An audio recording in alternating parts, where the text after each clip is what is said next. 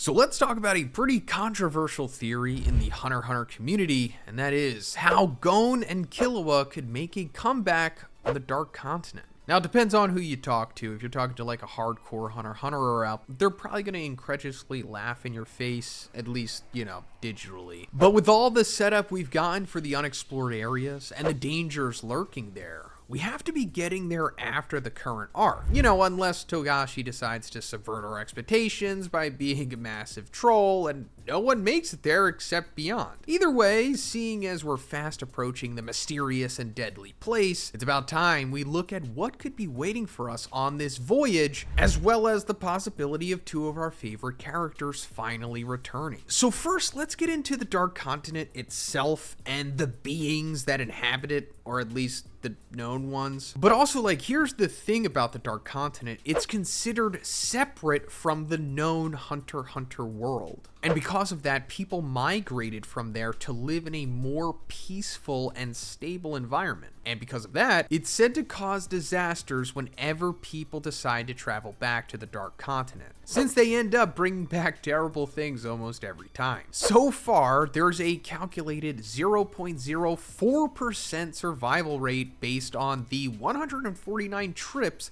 that have been made there. And none would have been possible without the guide, a being summoned from the gatekeeper. There's only been 5 expeditions with survivors who returned to the known world. It's almost like deciding to climb Mount Everest or down a volcano, with little to no experience and hoping you don't die. Also, shout out to all the Sherpas out there. If you're a Sherpa who watches my videos, let me know in the comments. But anyway, the main issue isn't the terrain or environment though, it's the entities that live there, often referred to as the 5 Great Calamities. These 5 types of creatures, or entities, were acquired on 5 separate trips, starting with Zobei, also called the Immortality Disease. This was contracted by Kukan-Yu Kingdom's people who ventured there 50 years ago. It went well at first with Beyond as their companion, which, also gives us a hint to his age. The team even collected the alchemy-related plant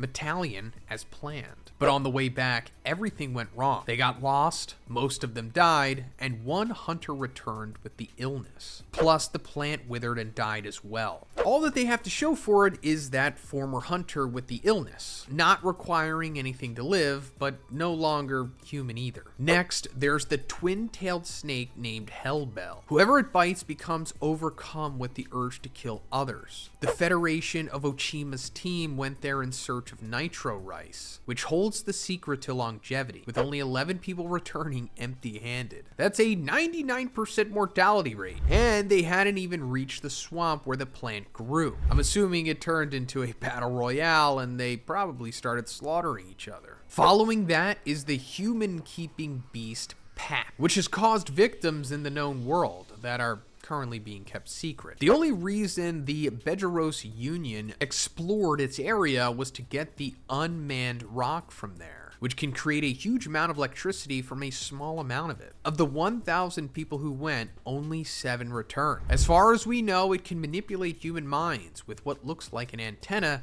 and feeds off of them or keeps them as pets. The ones that are pets are shrunken to the size of dolls. Moving on to the gaseous creature Ai, or at least that's how I think you pronounce it. I don't know, it's AI. It's a desire-driven, codependent entity that has created victims both on the continent and in the known world. The Mimbo Republic's team went to get the mother solution for all liquids, aka the Trinity Elixir, only for 3 people to return with nothing, not even their sanity. And that was with the help of the Hunter Association. It's said to wring out its victims' bodies, which should sound familiar, and we'll get into that, don't worry. Lastly, the one I consider most deadly is the botanical weapon called Bryon, or Bryon. I don't know. This humanoid plant protects ancient ruins in a labyrinth city. And that's where the herb that can cure all illnesses lies too. The United States of Saherta went there for it, and only 2 survived their encounter with Bryon. Keep in mind, it's considered a species and not a singular being, meaning there's at least one other Bryon. There's also the possibility that the Chimera ants were from the Dark Continent, as mentioned by Jing. But the queen could have just come from outside the known world, near the new continent. and not as far as the Dark Continent's deadly environment. Regardless, the ants are used for measuring the other calamities' level of danger. But let's go more into the people who have actually been there. So as I said before, Beyond, the son of Netero, went to the Dark Continent 50 years ago, and his trio is what encouraged Netero to ban travel there altogether, after seeing the devastating effect Zobe had. But before doing that, he had gone with Zig, Zoldyck, and Lin on an unrecorded trip. He had hoped his tales of what was there and the dangers that were lurking would discourage people, but it only encouraged strong Nen users like Beyond to go even more. Currently, Lin is the oldest recorded survivor due to Netero's death against Meruem, though that was more his choice rather than Meruem finishing him off. Also, we know many other nations and hunters have ventured there with varying levels of success, like the one who contracted the immortality disease and eats his own flesh now. But there's one character that many people theorize is related to the Dark Continent, and that's Aluka.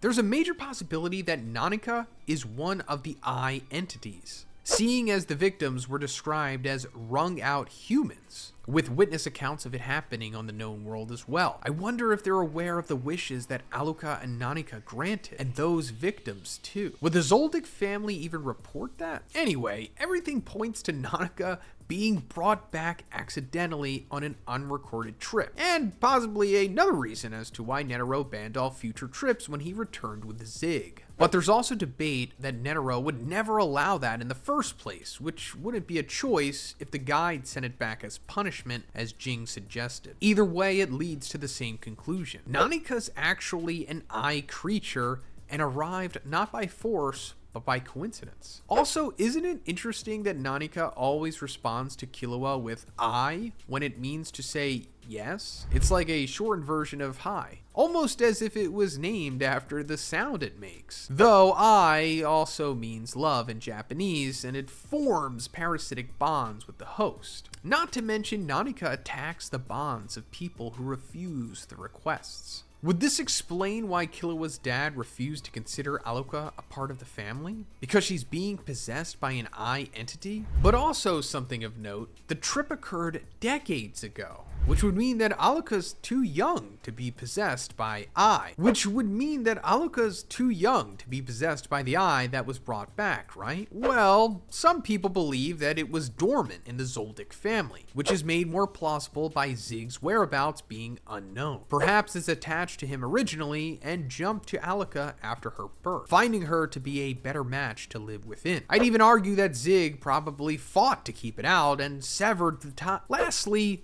Don Freaks, or Frex, I don't know, deserves a mention as an explorer from 300 years ago. An ambitious man who wanted to explore the entire Mobius shoreline on his own. There are 2 books written by him, with only the East having been recorded. As Jing suggests, it's possible Don is still alive, thanks to the many mysteries of the Dark Continent, and continuously writing his book on the West. And considering that Jing believes that the guide curses people by making them bring back things from the Dark Continent, well, if Don is still there, he should be fine. He might have to mail back the book though. But now let's get into the current voyage on the Black Whale headed to the Dark Continent, as well as Beyond's objective. So, after Steiner, a member of the IPA, is tasked with making the trip to the continent as safe as possible, he has no choice but to manipulate the information and the destination to keep civilian casualties down. On the other hand, Beyond intends to be the first to find everything on the Dark Continent, so he'll be leading the Kanken members there himself. Basically, he wants to quench his thirst for adventure and challenges, so it's more than likely that Beyond's taking an untraveled route instead, which could lead to another entity being discovered, a 6th calamity to try and survive. But there's more to it, because why else would he have so many sleeper agents ready to take out the princes during the succession contest if he didn't mean to overthrow them? Plus, there's one mystery child, possibly, that could become the next ruler. Though that doesn't seem like Beyond's true intention based on Long Key's view of her father. I wonder if Beyond would purposely lead the Kaken Empire toward their doom on the Dark Continent to take their power in a less obvious way. And let's not forget that he's suddenly asked to see someone after spending almost 2 weeks just chilling and reading books. Whether that person is his secret child prince or an ally hidden on the ship, we still don't know. It could be a contact in the Kaken Empire who wants to help Beyond in his deadly plan. But anyway, let's get into what I was talking about in the beginning of the video, and that's how Gon and Killua could possibly return, or not, ? And also how it relates to the Black Whale with Kurapika, Melody, and Leorio already on the ship towards the Dark Continent. It's almost as if we're back in the York New arc. And let's not forget that Hisoka and the troop members are gathered as well. But more importantly, the Hunter Association is going, through Nove and Moral specifically, to create a quick way for skilled people to go from the known world to the Dark Continent, possibly to escape without contracting illnesses or being killed by calamities. But I'd argue that Jing is probably right about the guide forcing curses on them. So having a base there helps to ensure that they have a safe spot to return to, without risking the lives of people in the known world. But what does this have to do with Gon and Killua? Well, their arcs seem finished in many ways, but it doesn't mean that they don't have more growing to do, and especially doesn't mean that they don't want to reunite with their pals. Gon even admitted that he sees his dad more as an uncle that he'd love to go on adventures with if he had his Nen back. Many people argue that it's too dangerous for them, seeing as all the threats are above that of the Chimera ants. But what if it's also a way for Gon to get his Nen back from the cure-all herb there? He could wait on the new continent in relative safety until the hunters return with supplies. Jing even asked Gon if he'd want to go with him there, meaning he trusts that he could survive the Dark Continent with his original skill set. However, on the other hand, it's obvious many of the characters currently involved have parts of their life related to the Dark Continent. So wouldn't that also help to confirm that Nanika is an eye? If Killua decided to travel with Aluka there, I'm sure they both hate her being treated as an outsider. But anyway, there's also still the chance that Gon reacquires his Nen quickly and on his own. So joining in the next arc would be possible, right? Regardless of what everyone believes, it's unlikely they return until the Black Whale arrives at the new continent. There's no point for them to be in this crazy warlike situation going on between the succession contest and the Mafia families. So today I want to talk about what Gon's possible final fight of the series is and why it was likely already set up by Togashi very long ago. And in order to talk about that, we're going to have to go back to the Chimera Ant arc, which is probably the most intense for Hunter x Hunter. And with, of course, many reasons to feel that way. Between the torture, the trauma, the grief, and the twists, it had us all overwhelmed with emotions. But there were still a few things left up in the air, like the surviving ants. But one in particular doesn't seem to be done quite yet, and that is Gyro. But before we can theorize about what he's been up to, we need to take a look at who Gyro is, even before becoming an ant. He was raised in an abusive household by his only parent who worked in construction. He endured his father's drunken behavior for years, believing at least that he loved him despite his violent actions. Until one day he was being badly beaten out in public, and his father just passed by him as if he was a stranger. Gyro realized then that he wasn't loved by the one blood relative in his life, and felt disconnected from his own humanity. For that reason, he decided to become a source of evil in the world, aspiring to spread it as far as he could. But before that, he made sure to kill his father and take whatever savings he had. Now, if you're up to date with the manga, you know that his plans and backstory align quite a bit with what we've seen of Morena's mind and past, including her plans to destroy the Kaken and all of humanity, right? Or is this just how anyone with a dark past turns out in Togashi's universe? But let's get back to Gyro. By age 21, he created the NGL, the Neo Green Life region, and became the unquestioned leader of the official country 9 years later. At the same time, he made sure to participate in shady dealings behind the so-called good image that he showed the rest of the world. In many ways, the Chimera Ants attack helped reveal this deception and take down a major threat to the world, temporarily at least. And no, I don't think the NGL population deserved to be destroyed the way that they were. It's just that Gyro had very harmful plans in mind, and it set his progression back. Even after being consumed by the ants,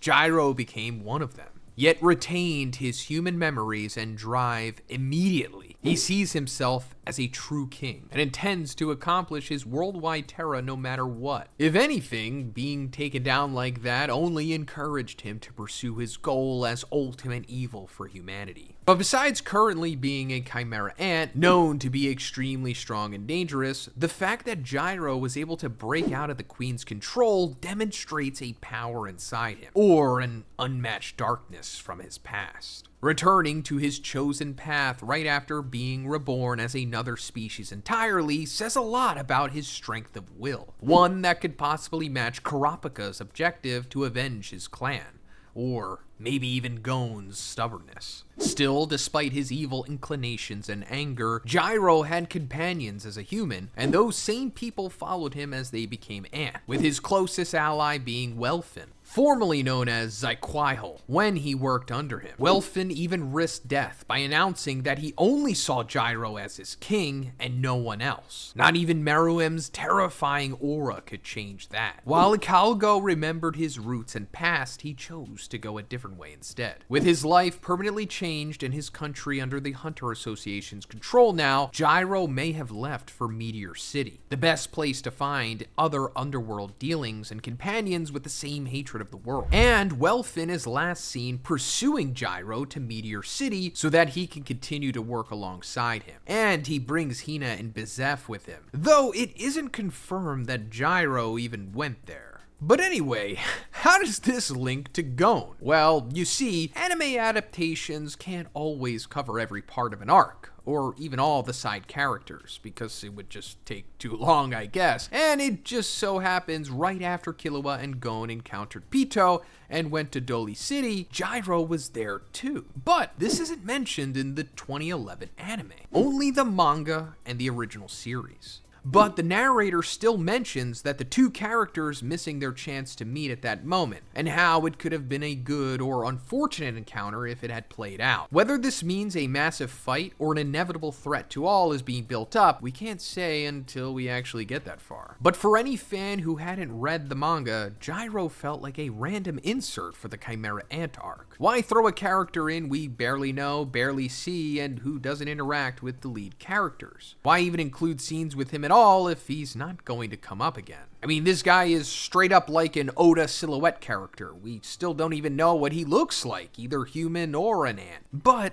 that's the thing, he does matter. The adaptation just didn't feel it was important to include Gyro since he hasn't returned since that arc, and it's widely believed that the 2011 anime was meant to just comprise of the entire series itself, having it as a standalone continuity. But now that we're deep in the Black Whale Voyage and the Succession War arc in the manga, he could certainly come into play again. There's been another hint as to Gyro's existence and possible return, and it takes place in discussion between Jing and Parison. Gon's father is angry as he faces the former Zodiac, knowing that he's harboring ants, and likely up to 2,500 of them. If that doesn't include Gyro, then that might be another problem, but just for fun, let's assume that it does. As much as Gon can be extremely selfish and driven by his own desires, he's not blind to the evils of the world. Gon's not currently on the ship, and neither is Killua, the two boys who just missed Gyro in the past. And what if their reunion becomes a bittersweet reminder of the mistakes they left behind during the Ant events? Also, if you're curious about how Gon and Killua could and might possibly even will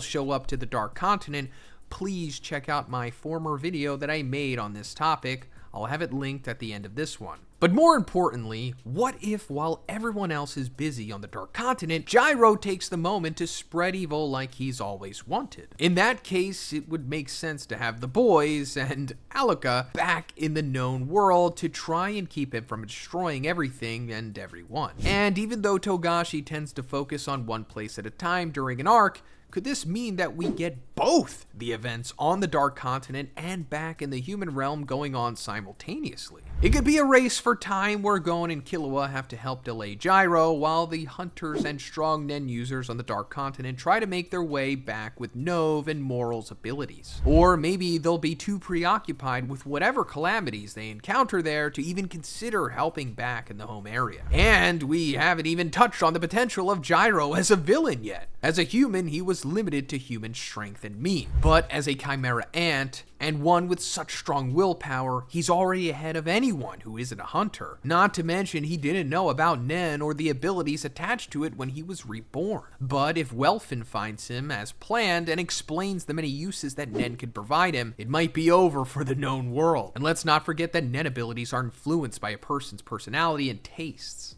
And if by some twist of Togashi's insane genius, Gyro is classified as a specialist, well, just imagine if someone like Chrollo had the strength, speed, and endurance of a chimera ant. It would create something like a calamity in the known world, another moment where humanity could face its extinction entirely.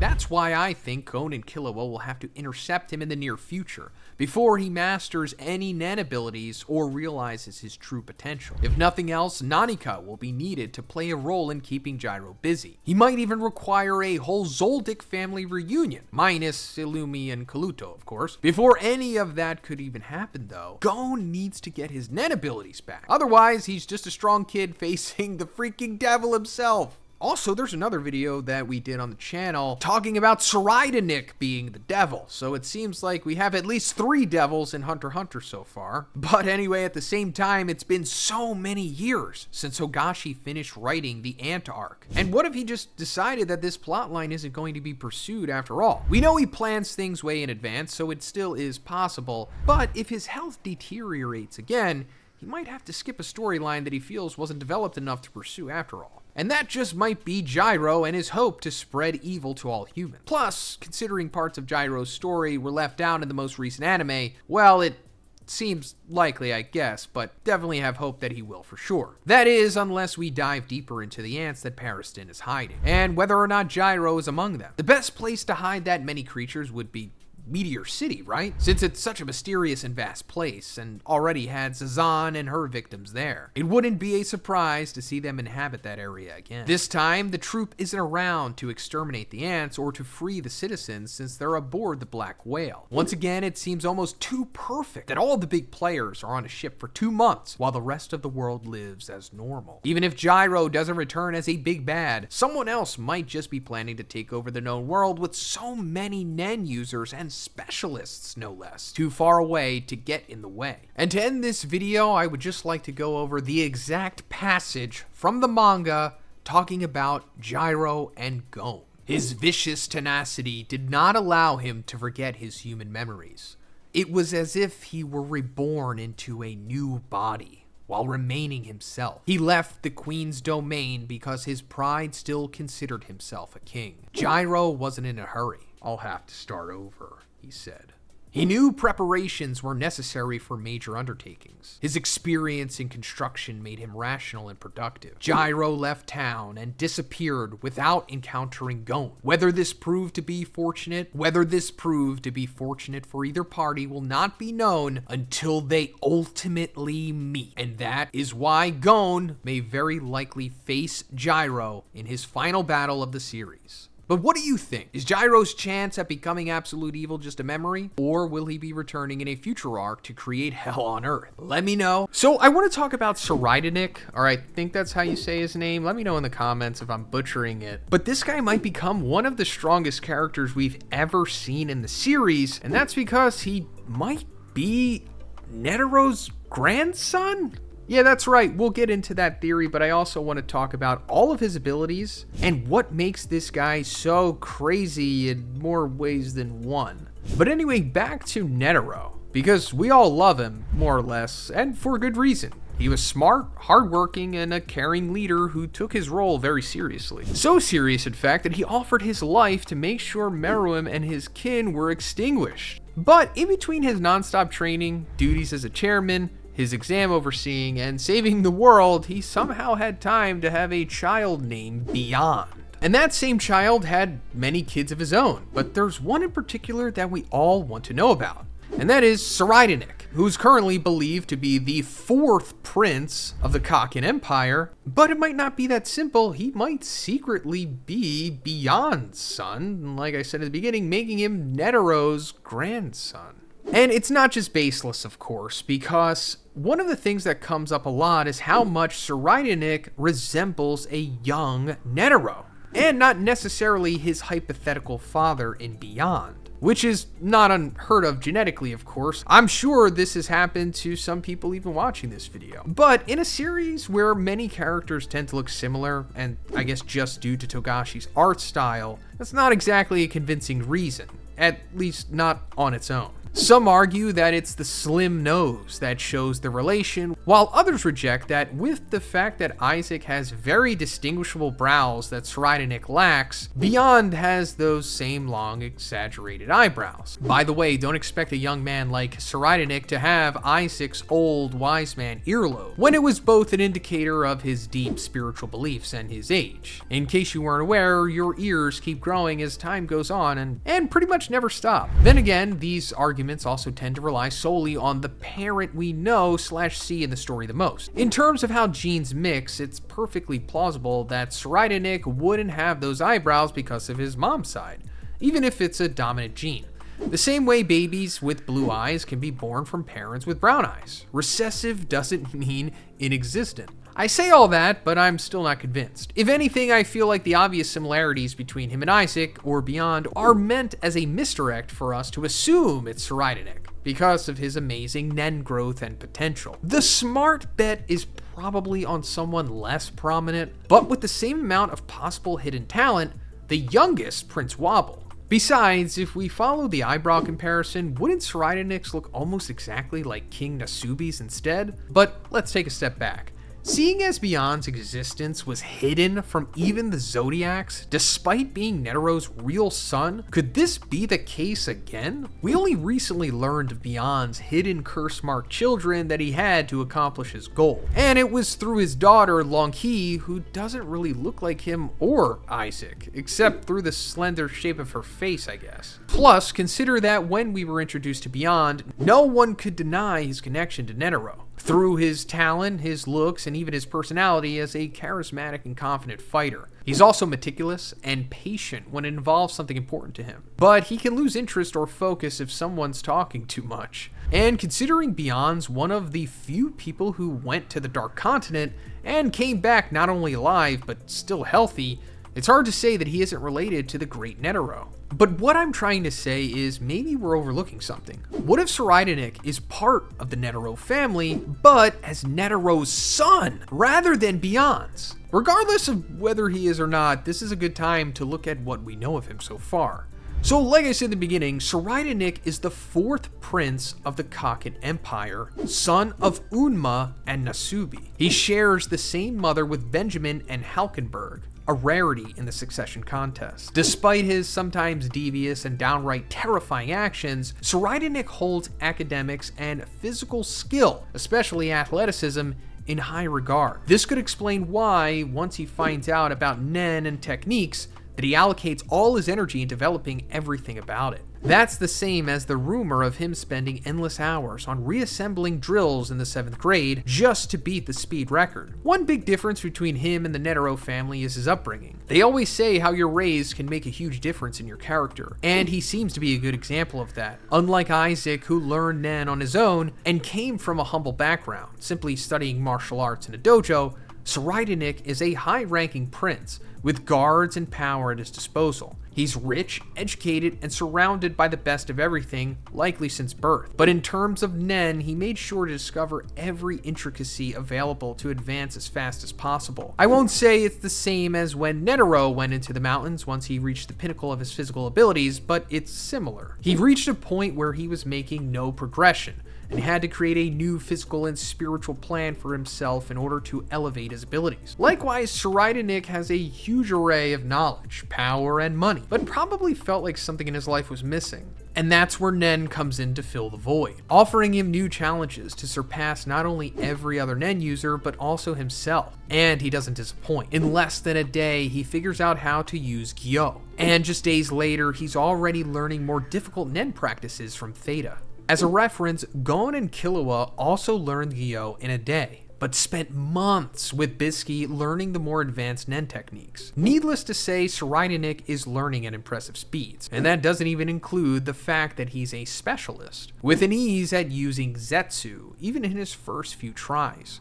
But he does believe he's easily distracted, and can't stay concentrated for long, which reminds me quite a bit of Isaac and Beyond. who are both known for their easy boredom. But I'm sure you're wondering what else he has up his sleeve. Well, it turns out that he basically acquired a Nen ability without trying to, and considering the highly spiritual nature of Netero's Nen ability, perhaps he deepened his techniques through his mountain training as well. That aside, Zhoniin is gifted with a type of precognition once his Zetsu is active, which is already uncommon for a Nen ability. Not only does it allow him to see 10 seconds into the future, but he can choose to stay in that slightly advanced timing while also moving in present time. This means that he can see reality and a brief glimpse into the future at the same time if he wants. And even if he changes something that was meant to happen, no one would be aware of the alteration besides him, because they're made to see what was supposed to have occurred. It's a tricky ability, perfect for someone as intellectually gifted and devious as Zhoniin. In recent chapters, we've seen that he's working on perfecting his Zetsu down to a second's time, and that he got it below 10 seconds when the other Nen users took a year for the same. As for his guardian beast, it judges people Zhoniin interacts with based on whether they're honest or lying. If they lie, they're marked, and it turns into an infection. And if they lie again, it worsens. Lying to him a third time hasn't happened yet, but it's possible that the person would become a creature under Zhoniin's control as punishment. If we knew more about Beyond's Nen abilities, it might be easier to say if Zhoniin is related to him and Netero, but because we're still in the dark about him, besides knowing both father and son survived their trips to the Dark Continent, it's hard to connect them. Maybe if Zhoniin survives long enough to get to land, we can judge based on how long or well he survives. What I can say is that Netero wasn't a specialist, but he was highly capable in multiple categories and relied on most of them to perform his biggest attacks against Meruem. But Nen types are largely based on personalities from what we've seen, so Isaac being an enhancer type usually points to someone honest, but also self-centered with regards to what they want to focus on. And he was praised for having an aura that was so hard to read that even Zeno couldn't predict his movements. Specialists are defined as independent and having a lot of charisma, which sounds very much like the similarities between Beyond and Netero, right? Zhoniin is highly independent, sure, but could we say he also attracts people to him due to being a prince? We all know that Nen types are not genetically linked, but since personalities and behavior have been used to compare Beyond and Netero, why not use it for Zhoniin as well? No one would say that Netero was an evil, manipulative man, but I'm sure some of us agree that his final move to take down the ants caused us all a lot of grief for Meruem. Not me personally, I'm glad he died, it was the right move. Plus, I'd like to remind you that there's been a lot of overlap in the Zoldyck family when it comes to Nen,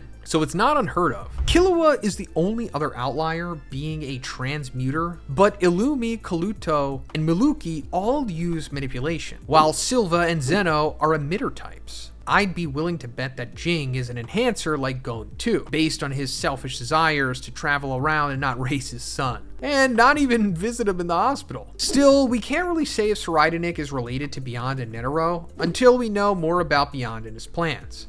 Until we know if he has a horse in the race, or even if he has a child involved. There's no way for us to be sure of anything yet. But I figured I had to bring up the possibility of Netero hiding a second son, because the first one was so unexpected already. And Beyond, well, he's got kids all over the place, so it wouldn't be much of a shocker. But that's pretty much it for Zhoniin, his abilities, and the possibility of him being Beyond, and the possibility of him being Beyond's son and Netero's grandson. Let me know in the comments what you think about this, and if you liked the video, please give it a like and please subscribe if you haven't already. Have a great day, and I'll see you in the next one.